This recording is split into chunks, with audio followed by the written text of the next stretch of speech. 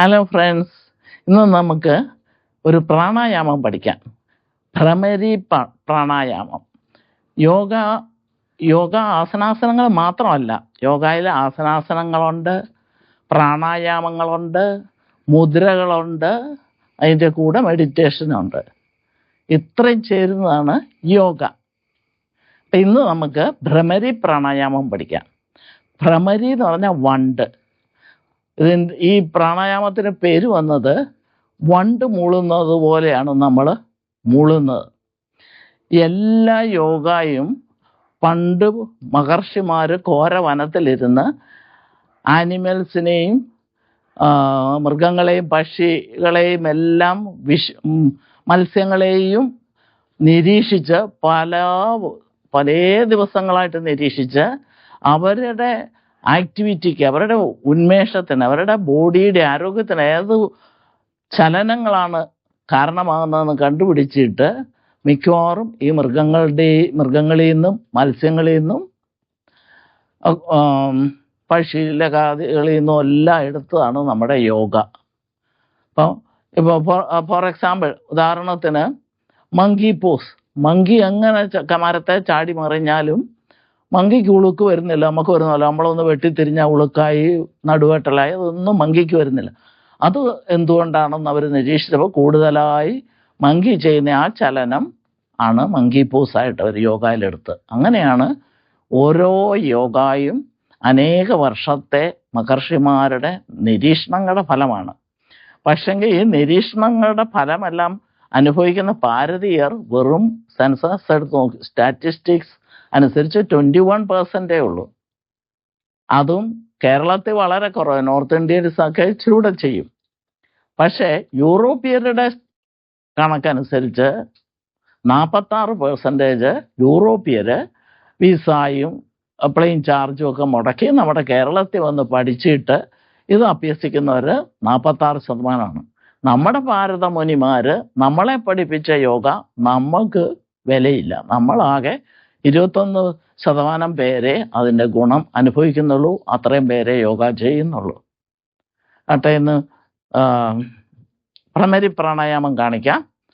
ഭ്രമരി പ്രാണായാമത്തിൻ്റെ ഗുണം എന്താണെന്ന് ചോദിച്ചാൽ നമ്മുടെ മുഖസൗന്ദര്യം വർദ്ധിക്കും. മുഖസൗന്ദര്യം പൗഡർ ഇട്ടും കണ്ണെഴുതിയും ഒക്കെ അല്ല ശരിക്ക് മുഖസൗന്ദര്യം വർദ്ധിക്കുന്ന. മുഖത്തെ ഒരു പ്രസാദമുണ്ട്. ആ മുഖത്തിൻ്റെ നേർവ്സ്, മുഖത്തിലുള്ള എല്ലാ സെൽസും നല്ല ഭംഗിയാക്കാനാണ് ഈ പ്രാണായാമം ശ്രമിക്കുന്നത്. എല്ലാ പ്രാണായാമങ്ങളും, എല്ലാ യോഗയ്ക്കും ആ ഒരു ഗുണമുണ്ട്. അങ്ങനെയാണ് നമുക്ക് സൗന്ദര്യം വർദ്ധിക്കുക. നമുക്ക് ഒരുപാട് ഹോർമോൺ ഉണ്ടാകും. 31 വയസ്സ് വരെ ഹോർമോണിൻ്റെ പ്രൊഡക്ഷൻ ഉള്ളൂ. അത് കഴിഞ്ഞ് ഹോർമോൺ പ്രൊഡക്ഷൻ കുറഞ്ഞു വരികയാണ്. അതനുസരിച്ചാണ് നമുക്ക് ഏജിങ് കൂടുന്നത്. അപ്പോൾ ഈ യോഗ ചെയ്യുമ്പോഴത്തെ ഗുണം നമുക്ക് ഹോർമോൺ പ്രൊഡക്ഷൻ കൂടും. അതുകൊണ്ടാണ് എൻ്റെ അടുത്ത് വന്ന പലരും, മക്കളില്ലാത്തവർ വന്ന് ഹസ്ബൻഡ് ആൻഡ് വൈഫ് രണ്ടുപേരും കൂടെ ചേട്ട് 10-10.5 വർഷമായിട്ട് മെഡിക്കൽ കോളേജിലും പല ഗൈനക്കോളജിസ്റ്റുമാരെ ട്രൈ ചെയ്ത്, പല ഹോസ്പിറ്റലിലും പോയി ട്രൈ ചെയ്തിട്ട് മക്കളുണ്ടാകാത്തവരൊക്കെ വന്ന് വെറും 1.5 മാസം അല്ലെ 2 മാസം എൻ്റെ അടുത്ത് യോഗ ചെയ്ത് കഴിഞ്ഞിട്ട് അവർക്ക് മക്കളുണ്ടായിട്ടുണ്ട്. അപ്പം അതിൻ്റെ കാരണം ഹോർമോൺസ് ഉണ്ടാകുന്നു, ഹോർമോൺസിൻ്റെ പ്രൊഡക്ഷൻ കൂടുന്നു. അതാണ്. അപ്പം അങ്ങനെയാണ് നമ്മുടെ ശരീര സൗന്ദര്യം, ഷേപ്പ് വരുന്നു. പല ആസനാസനങ്ങൾ ചെയ്യുമ്പോൾ ബോഡി ഷേപ്പ് വരുന്നു. പിന്നെ നമ്മുടെ ബ്ലഡ് സർക്കുലേഷൻ കൂടുന്നു.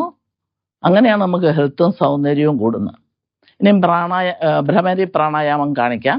ഭ്രമരി പ്രാണായാമം ചെയ്യുമ്പോൾ നമ്മുടെ ചെവി കംപ്ലീറ്റ് ആയിട്ട് തമ്പ് കൊണ്ട് അടയ്ക്കണം, കണ്ണടയ്ക്കണം. ബാക്കി വിരലുകൾ കിറിയിലും മൂക്കിലും, ചുണ്ടിലും മൂക്കിലുമായിട്ട് വെച്ച് അടയ്ക്കുക. അപ്പോൾ നമ്മൾ ഒരു സ്വരങ്ങളും പുറത്തൊന്നും കേൾക്കുന്നില്ല. എന്നിട്ട് നമ്മൾ മൂളുമ്പം ആ മൂളുന്ന സ്വരം നമ്മുടെ ബ്രെയിനിനെ ആക്ടിവേറ്റ് ചെയ്യുന്നുണ്ട്. ഇത് EEG എടുത്ത് തെളിയിച്ചിട്ടുള്ളതാണ്. EEG മെഷർമെൻറ്റ്സിൽ ആൽഫ റേസും തീറ്റ റേസും ഒക്കെ കടന്നു പോകുന്നതായിട്ട് നമുക്ക് മെഷർ ചെയ്ത് എടുക്കാം. അപ്പം അങ്ങനെയാണ് ഇത് ബ്രെയിനെ ആക്ടിവേറ്റ് ചെയ്യും, ഓർമ്മശക്തി കൂടും. അൾഷിമേഴ്സ് ഒരു 60 വയസ്സൊക്കെ കഴിഞ്ഞാൽ ഇപ്പോൾ ഒരുപാട് പേർക്കുള്ള ഒരു പ്രശ്നമാണ് അൾഷിമേഴ്സിന് കാര്യമായി മരുന്നില്ല. പക്ഷെ നേരത്തെ മുതലേ നമ്മളിങ്ങനെ നമ്മുടെ ബ്രെയിനിനെ ആക്ടിവേറ്റ് ചെയ്താൽ, ഈ ഭ്രമരി പ്രാണായാമം ചെയ്താൽ നമുക്ക് ഈ അൾഷിമേഴ്സിനെ അകറ്റി നിർത്താം. എങ്ങനെയാണ് ചെയ്യുന്നതെന്ന് കാണിക്കാം. ഈ യോഗാസനം ചെയ്യാനായിട്ട് നിങ്ങൾക്കൊന്നെങ്കിൽ അർത്ഥവജ്രാസനത്തിലോ സുഖാസനത്തിലോ പത്മാസനത്തിലോ ദീർഘനേരം ഇരിക്കാൻ നിങ്ങൾക്ക് സുഖപ്രദമായ ആസനങ്ങളിൽ, അല്ലെങ്കിൽ എന്നെപ്പോലെ പ്രായമായവരാണെങ്കിൽ ഒരു കസേരയിൽ സുഖമായിട്ട് ഇരുന്നുകൊണ്ട് വേണം. നമ്മുടെ പോസ്ചർ ഒരു സുഖമായ ഒരു അവസ്ഥയിലായിരിക്കണം, നമുക്ക് പറ്റുന്ന ഒരവസ്ഥയിൽ വേണം ഇരിക്കാൻ. അങ്ങനെ ഇരുന്ന് കഴിഞ്ഞിട്ട് രണ്ട് കൈകളിലെയും തംസ് ഇരുചെവികളിലും അടയ്ക്കുക. ഇരുചെവിക്കകത്തോട്ട് ഇതുപോലെ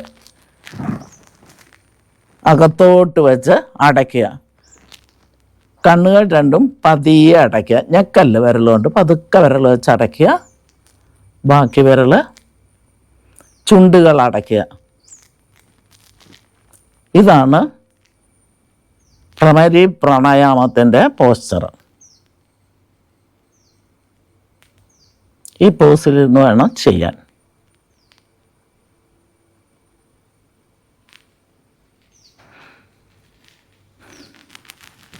ആദ്യം നമ്മൾ ദീർഘമായിട്ട് ശ്വാസം എടുത്ത് വിടണം.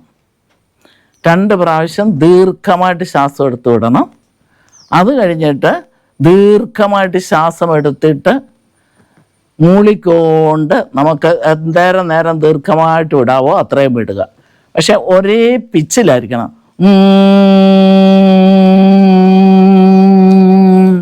അങ്ങനെ ഒരേ പിച്ചിൽ, അല്ലാതെ അങ്ങനെ പിച്ച് മാറ്റല്ല. കാണിക്കാം.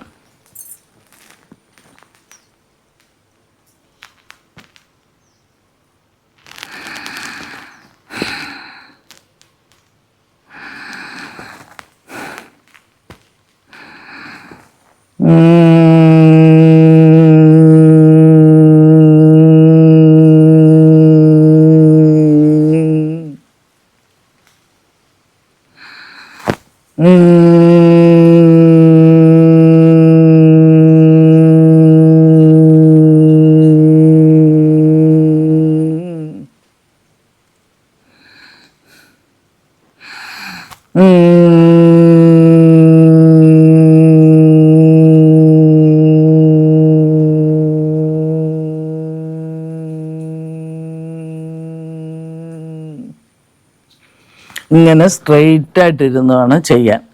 എന്നിട്ട് 10 മിനിറ്റാണ് ചെയ്യേണ്ടത്. ഒരു പ്രാവശ്യം നിങ്ങൾ ഒരു 10, 30, 40 വരെയോ എത്രയും നിങ്ങൾ തന്നെ ഇതുപോലെ ഭ്രമരി പ്രാണായാമം ചെയ്തിട്ട് എത്ര പ്രാവശ്യം ശ്വാസം എടുത്ത് മൂളി വിട്ടപ്പം എത്ര മിനിറ്റ് ആയെന്ന് നോക്കുക. ഒരു 10 മിനിറ്റാണ് മാക്സിമം ഏറ്റവും നല്ലത്. നിങ്ങൾ ട്രൈ ചെയ്യുക. ആദ്യം 5 മിനിറ്റ്, പിന്നെ 8 മിനിറ്റ്, പിന്നെ എൻ്റെ ഓപ്റ്റിമം ആയിട്ടുള്ള 10 മിനിറ്റ്. 10 മിനിറ്റാണ് ഏറ്റവും നല്ലത്. 10 മിനിറ്റ് അങ്ങനെ എത്ര പ്രാവശ്യം നമ്മൾ മൂളണമെന്ന് അടുപ്പിച്ച് ഒന്ന് മൂളിക്കഴിഞ്ഞാൽ ഉടനെ അങ്ങനെ കണ്ടിന്യൂ ചെയ്യണം. കണ്ടിന്യൂവേഷൻ വേണം, തുടർച്ച വേണം. അങ്ങനെ എത്ര പ്രാവശ്യം നമ്മൾ മൂളിയിട്ടാണ് 10 മിനിറ്റ് ആയത്. അല്ലെ മാക്സിമം 8 മിനിറ്റെങ്കിലും, മിനിമം 8 മിനിറ്റിൽ ഇരിക്കുക. നല്ല ഇഫക്റ്റ് ഉണ്ട്. അൾഷിമേഴ്സിനെ അകറ്റി നിർത്തും, മുഖസൗന്ദര്യം കൂടും. പാടുന്നവർക്ക് തൊണ്ടയിൽ നിന്ന് വരുന്ന സ്വരം നല്ലതാവും, നല്ല സ്വരം കിട്ടും. ഓക്കെ.